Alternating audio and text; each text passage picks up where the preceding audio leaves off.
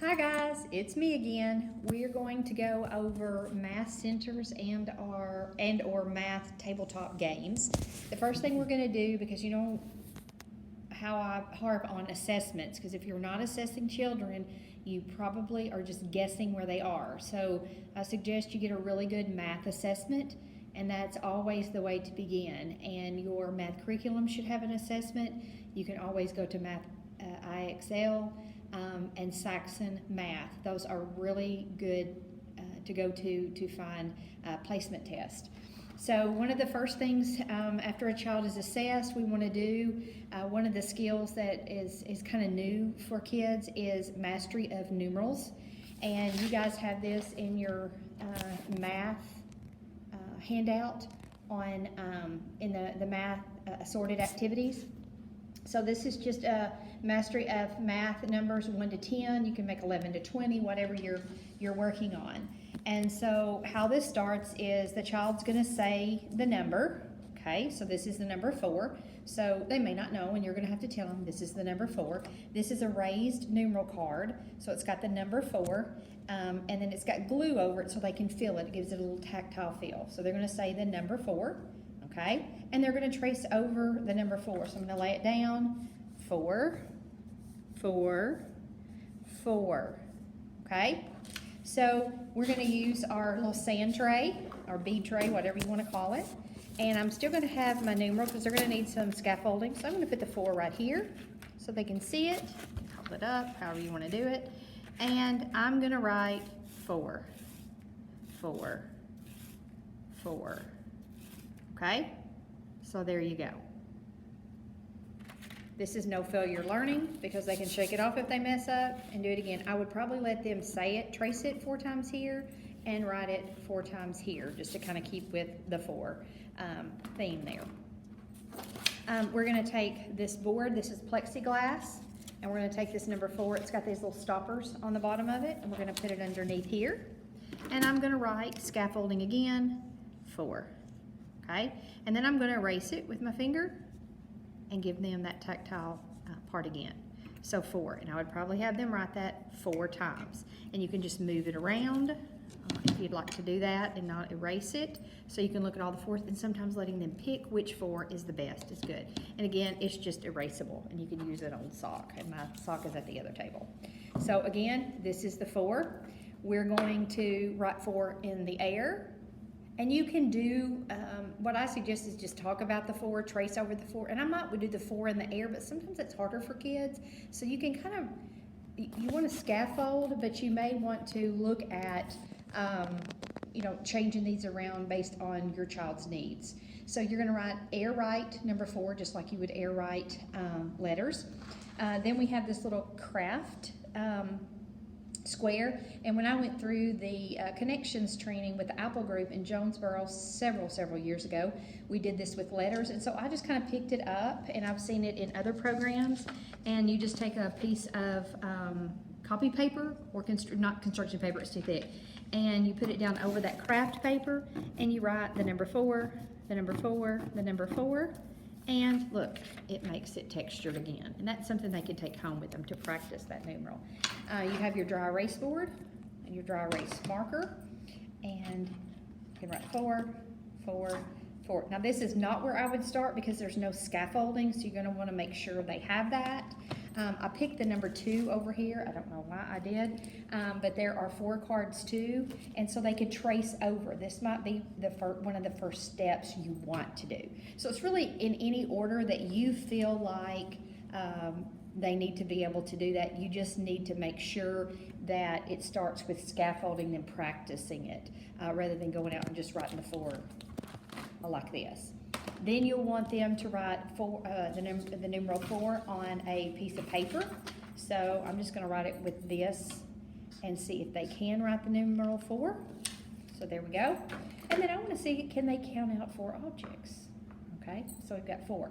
So what I would do for my data collection on this sheet, I'm gonna write their name and the date, and I'm gonna put the date on, did they do this for number 1, number 2, number 3, how many ever numerals they know. And you probably only want to do 1 or 2 numbers per day for them to work on, and sometimes just 1. So again, all the steps are on here. You can add some steps, that's completely up to you. So that's just a multi-sensory way to look at numerals. I also have this. These are some really good, and I got these off of, I think, Google Images, to be quite honest. And these are just little poems to make 0, 1, 2. And so it says, around and around we go. When we get home, we have 0. So, and this is in your packet as well. So you trace over this with your finger, or you can trace over it with the dry erase marker, because I just have it in a page protector. Okay? So there you go.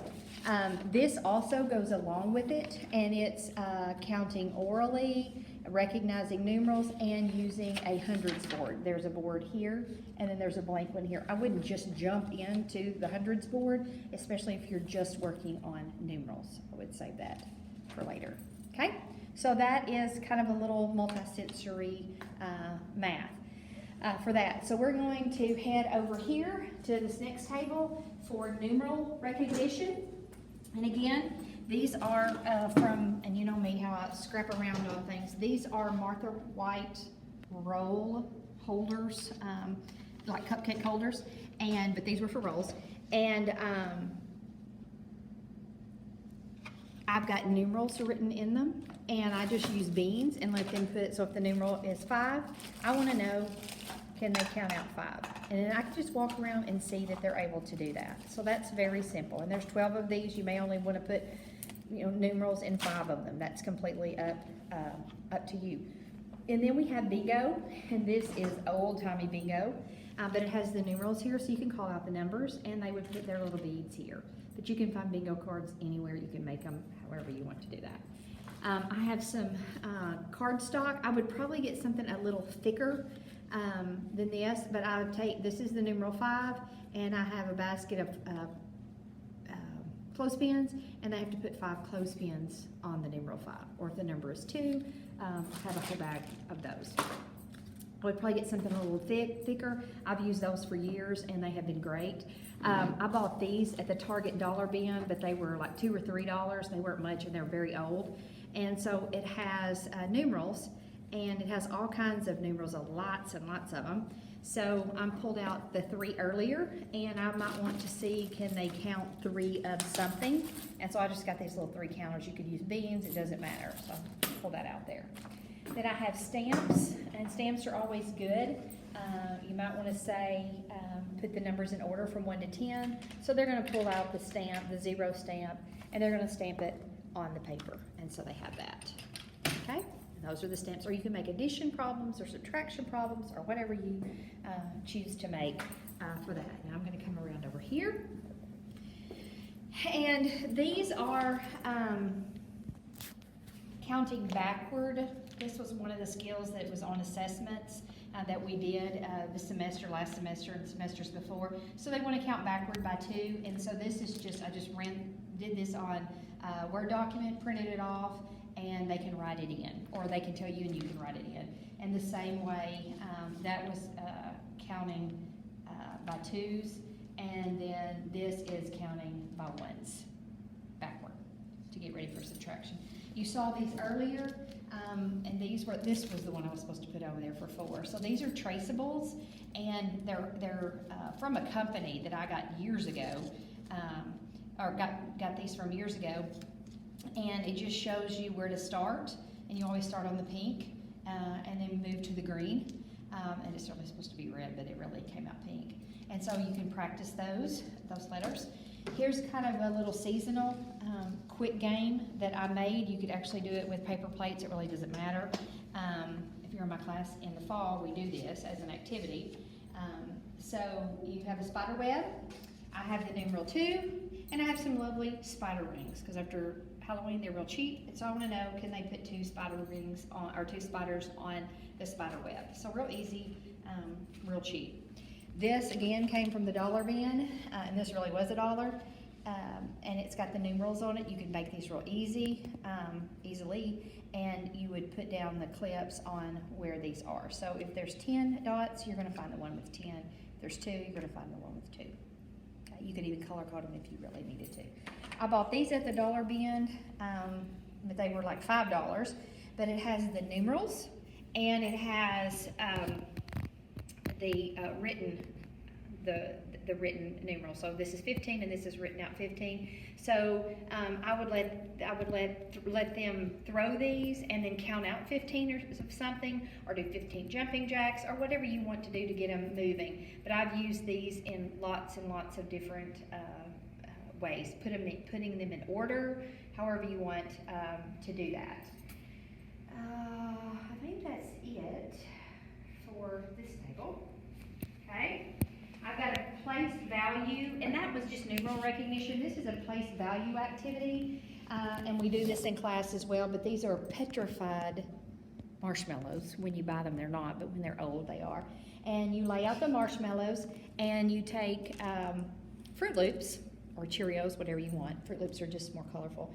And you put a marshmallow on each one at the hundreds, one at the tens, and one at the ones. And so they would make this actual numeral. So I might write 342, so that's 3 100s, 4 10s, and 2 1s. So I would want them to write that out after they finished it.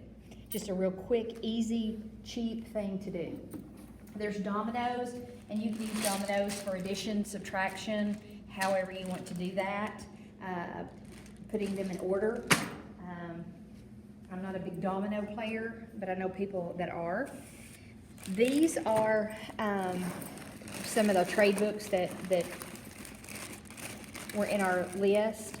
But this is the bear book, and so there's all kinds of bears that you can do with activities within this book. It may be just counting how many bears ate a sandwich, or using counting money. And then these are the M&M counting books. This is the original one with just the basic skills of addition, subtraction, multiplication, or addition, subtraction, counting, and sorting. And this goes up into probability and multiplication and all of those. And those are really, really good to use. We've got some fraction activities, and these fractions are really hard to teach, but they make these kind of fraction tiles is what they're called. We used to use them on overhead, but you could actually use them with a document cam. So these are a little bit more expensive. Me, on the other hand, I've made some of these, and some of these are missing. But I have a whole, which is 1 or 1 over 1, and then a half, and then you just break it down into a fourth and an eighth, and it shows how they all go back to that. Same way with this. This came out of the Dollar Bin, and this really was $1, and it was a great buy. So you can see 1, and then 1/2, and 1/3, and 1/4, and 1/5, and 1/6. And sometimes just seeing it helps them understand that. There's a fraction activity that you can do with the goldfish, and it's a little story. It says if you have 20 goldfish crackers and you want to eat 1/2 for your morning snack and 1/2 for your lunch, how many should you eat? So you can, you have 20, half and half is going to be 10 and 10. Here's another game. This is a commercial made game, and I bought it so that I could make other games, and I have. But you have pizzas, you have pies, you have all kinds of things, and it's like a picnic spread. And what you can do is see all of these little pieces there, and that's helpful. Okay? Same thing with the bingo pizza party. It's fraction bingo. So you're going to say 1/3, and they've got to know what 1/3 looks like, 1/6, and all of those wonderful things. And this is a spinner, a real easy game to make. Simple. Some geometry, and this is the only thing I really have for geometry, but I'll give a shout out over to the math department with the Dr. Pinchback. These are polydrons, and so you can make those geometric shapes. And it has a book. This is a book that has all kinds of great activities that you can use for those skills. Okay? We're going to look at multiplication and division. And again, all of these things are in my office, and they're contained within these boxes that are organized by skill level. This, you could use, this was like $8, but you could buy this with a beach ball, and it's just got multiplication facts on it. You could do addition, subtraction, division, and the child catches it wherever their right thumb lands. 6 times 5 is 30. They've got to tell you and then pass it to someone else. So this is really a lot of fun to use for that. These are Unifix Cubes equation kits, and again, what we've done is put a whole bunch in a bag, the numerals, and they wipe off really easily. But 3 times 4 is 12, so they're going to find that 12 and put it there. So you can make their own. And there's division. I have those for division as well. Here is another multiplication activity with goldfish, and these came right off the internet. It would be good to use The Doorbell Ring by Pat Hutchins, because that's another good one. Use small paper plates to introduce the concept of multiplication, which is repeated addition. So 3 times 5. So you have 3 plates with 5 goldfish. And so I have my plates. I have goldfish bowls, if you want to use that. And then I have actual goldfish. So it shows you how to put those together. This one I kind of made up when I needed an activity for a child. These are umbrellas. The child had a fascination with umbrellas, and of course this is a child with special needs that I was trying to get motivated. So I used this, and I would write the problem on there, 3 plus 1, and we use these little clear marbly looking things, decorative marbles you get at the Dollar Tree, and they look like little raindrops, and he absolutely loved it. But I also had a backup of Tom in case he didn't like those, or he was going to try to put these in his mouth, but he really worked hard for these. So you could make this addition, subtraction, multiplication, or even division, and just put them in so that's a little bit of multiplication. We have some division, and these are called hot dot cards. And for division, we have them for addition, subtraction, multiplication, and division. So if you take this math problem, and they have all the choices over here. So 1 will go into 9 how many times? The answer is 9. And we'll pray that this works, because the batteries sometimes go dead, and they're hearing aid batteries, so it's hard to replenish. So if you get it right, hear that? It does like this. If you get it wrong, it makes that noise, like boing, and then it makes a happy sound when you get it right. And kids absolutely love that, but it's not too loud to use. So those are good. This is one of those things I got at the Dollar Tree for $1 for my own son when he was learning how to do division instead of just doing worksheet after worksheet. I had him do these problems on this side, and then they were self-checking. And you use the dry erase marker comes with it, and that was $1. It was well worth it. But you could actually make those, because these are kind of busy as well.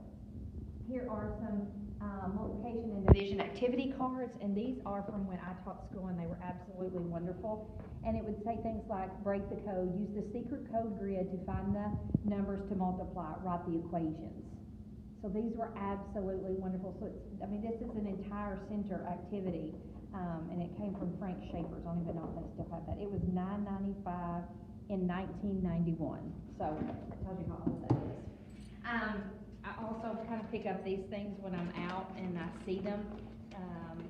There's some little division cards and multiplication cards. These are usually $1 too, and they're really good. They're flashcards. You can make them yourself if you had time. These are using the eggs for multiplication, so 5 times 1, and you could have them have just a bucket of beans, and so that you could go back and check it when they put it in the egg carton. So 5 times 1 is 5, so you would want to make sure that they put 5 in here, and that way you could check them later on to make sure they got that correct, or you could check it immediately. You could do that with division if you chose to as well. So that kind of takes through there. There's more in there, but oh, I do want to show you these. These are called learning wrap-ups. You might want to look these up. These are absolutely wonderful, and we have a class set for each addition, subtraction, multiplication, division. Mr. Barrington and I use these when we taught school. So this is multiplication. So you would start with here, these are the 1s, 2s, 3s, 4s, and so forth. So 1 times 4, and the answer is 4 over here, and then it's self-checking on the back. So you can see, kids love these. And it actually comes with a little rap song. Probably won't want to do that because it's kind of old-fashioned. Here's patterning, and patterning is a skill, again, that we need to do before we do addition and subtraction and numeral recognition. So this is just patterning with goldfish. And so this has the directions here. You just want them to put that pattern there. And you could even put them in the goldfish bowls if you wanted to. Here are pattern blocks.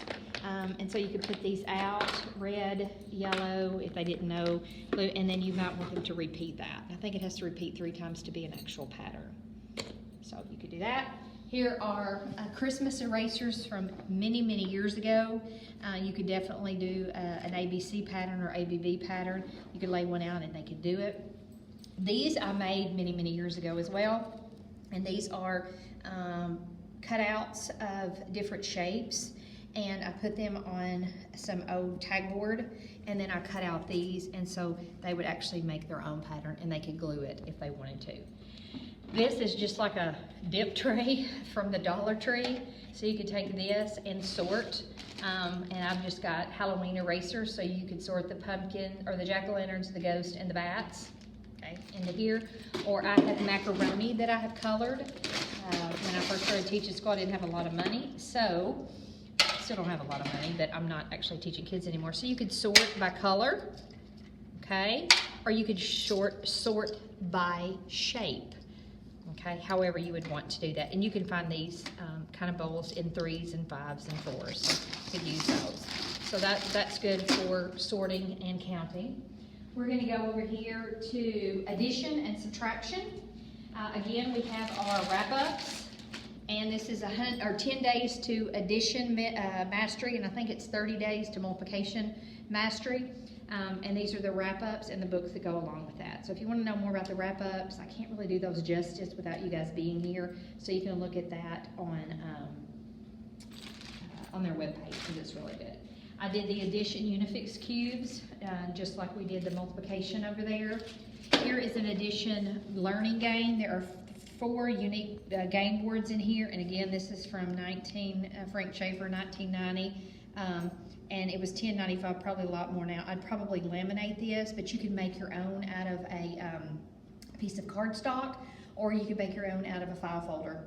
And you just have numerals here, and you can have them roll and move, or you can have problems, and I think they have both in here. You can do addition, and then it has all these different cards. Easy to make on your own. These were some of my students' favorites, so I want to share these with you, and these are very simple.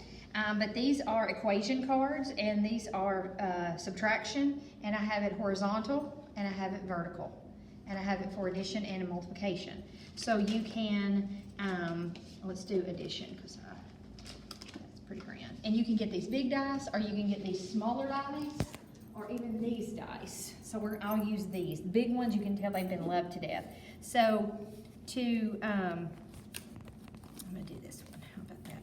So I'm gonna roll this out. This is gonna be what's gonna be first. So the 5 plus 5, and they're gonna write the numeral 10. Just kind of gives them an extra way to practice. You can do that with multiplication. Now when you do it with subtraction, you're gonna really wanna make sure that they have that big number on top.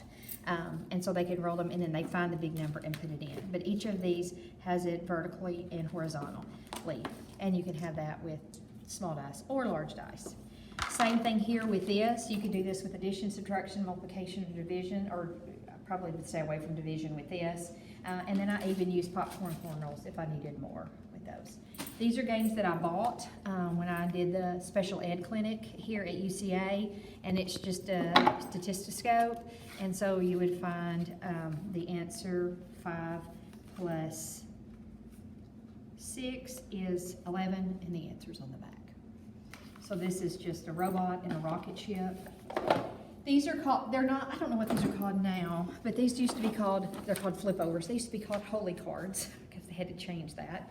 And so you would put a piece of paper behind this, and they would work this and work it under timing themselves to see if they could get quicker and quicker. So 10 minus 8 is 8, 8 minus 0 is 8, 10 minus 8 is 2. I know the answer to that, I'm sorry. And then on the back, when you flip it over, you take the answers that they put, you put it here, and you can self-check. It has the answers. So that's really good. And again, they're not gonna cheat because they're trying to get faster, and they can't cheat. You can't get faster by cheating. So just make them understand that. This is the book 10 Sly Piranhas, and it's one of my favorites, and it's counting backwards. And I probably should have put that over there, but I didn't. And Miss Harrington made me these beautiful fish bowls because, you know, she did not think my fish bowls were great. So, again, you have a fish bowl, you have your fish, and the piranhas are eating the poor little fish. And so you take one off each time. And a child could actually eat them as well. Not these goldfish because they've been in here for a long time. So nobody would want to eat those. The hot dots are again here, and this is the subtraction one, 10 minus 3. I don't know if this is going to work. I put new batteries in them all last semester, but it's not working. 10 minus 3 is 7, so if it's correct, it goes da-da-da-da. If it's wrong, it goes err. So there you go. I have to hear my voice. This is a game I made a long time ago, and this should be green, but it's not. I don't really know why I did it purple, but I just did. My sister helped me make this when I had a child that was struggling, and you can use this for addition, subtraction, or multiplication, and all those symbols are in here. And they just pull out the flowers, stick them in there. This is a shoebox, and write out the answer. 2 plus 3 is 5, and so you can check that. Now within here, because little boys are not going to want to use flowers a lot of times, so we have race cars and sailboats and all kinds of stuff in here, so you can put that. But I would repaint that green for the grass, or blue for the water, for the sailboats, and make it a little bit different. One of these days I will do that. I think that gives everything there.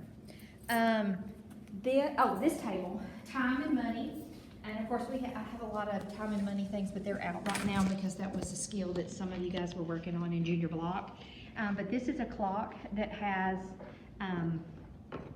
the counting the 5 by 5s around. So this helps you understand. The hour hand will be what we're going to look at with the large number, so 12. And then this is to the small number, so it's not 12.3, it's 12.15. And that helps them see that. And you can use just a plain old clock from Dollar General that's $3 or $4, and it will work as well. Take the battery out, and they can manipulate that for that time. I don't have any of my Johnny clocks because those are all out with students, and those are the little clocks that you move the hands with. But I do have these, and so you could draw that on there and then write the digital time as well. I have activity on measurement. Not many I have, but this is with goldfish, and you lay out the goldfish, and they can measure it with a ruler or a tape measure and write those things down, some standard, and you could even do the book, how big is a foot, and do non-standard. Money, same way, you can get this at the Dollar Tree. This is my little cash register. If you wanted to use play money, what we did with the kids that we were working with in field is to use real money. So I have bags of real money that has quarters and nickels and dimes and pennies in it. Here's some dice that you can roll out, and you want them to find you 10 cents. You can say 10 cents using pennies, or you can say how many ways can you make 10 cents, show me. And they pull those coins out, just real simple. These are great books that I refer back to. This is money, and this is for the intermediate level. It has a whole bunch of facts about money, so if you were wanted to do that with your older kids, like why a certain president is on a certain money, and what some hidden things that we don't always know. And then this is about coins for grades 1 and 2, and it teaches them in the actual scope and sequence. I have some more money games, but those are all out. This is a money puzzle, and so you have to find the match that shows the same number with different coins. That's really all the time and money I have right now. The Johnny clocks are really good to work on with kids. And then I think my last table is over here. And some of this kind of stuff is at Compass right now, and it's locked up. So I'll just show you. This is a Easter Connect 4 that I have. Because these are real cheap at the Dollar Tree, and they're like a Dollar General, they're $1. And so what you can do is the child can play with another child and take turns. 7 times 9 is what? 60, what? 3? Is it 63? No. What is 7 times 9, Mary Kate? Oh, yeah. It is 63. So 7 times 9 is 63. So if they get it correct, they get to put one of theirs in. Oh, we don't have the bottom in there. Bruh, I built That's okay. it. Yeah, I did. That's okay. So you would do that. And you could get a real Connect 4 game if you want to. They make generic ones and they're only $3 or $4, so you can do that. So that works good. You can do the same skills with addition or subtraction, multiplication. You could do spelling words. It doesn't matter. It's the same thing with tic-tac-toe. So you put your math problems there. The child says, ooh, I want the middle one. They say 2 plus 2 is 4, and so then they can put their O there. And then they can do tic-tac-toe, but they've got to answer it correctly. You can do that. These are lovely tic-tac-toes that come from the Dollar General as well, that are seasonal, have chickens and pumpkins and penguins and whatever this is. I can't even think of what it is. And it comes with the X's and O's. I have a beach towel that does the same thing, and it is good. It's a beach towel that you can play tic-tac-toe on. You can run off tic-tac-toe boards and put in your spelling words for that week, addition, subtraction, fact, anything you can think of. You could put anonyms, and they could tell you what an anonym of that word is, or a synonym if you're going to practice on that. So that's something you can use. I put in here the dice games. All of these little packets I got free off of Teachers Pay Teachers, or there are things that other teachers have given me. And this tells you a way to use dice with subtraction like we did over here, with greater than and less. A little glitch, and we thought we lost our video. But I wanted to kind of finish up with this. This is just one for dice. There's one for place value. There's one for word problems, and these are all on my Blackboard, and that's under the last week's folder, I think, which is week 12 maybe, and it will say, or 13, and it will say more math activities. There's a math activities and more math activities, and all of these activities are in the more math activities section. But again, board games like checkers you can do that with, tic-tac-toe, hangman, battleship, it really doesn't matter. Connect 4, and it teaches them social skills and game playing skills, as well as that. And one thing I did forget is over here when I was talking about the dice, you can also use cards here.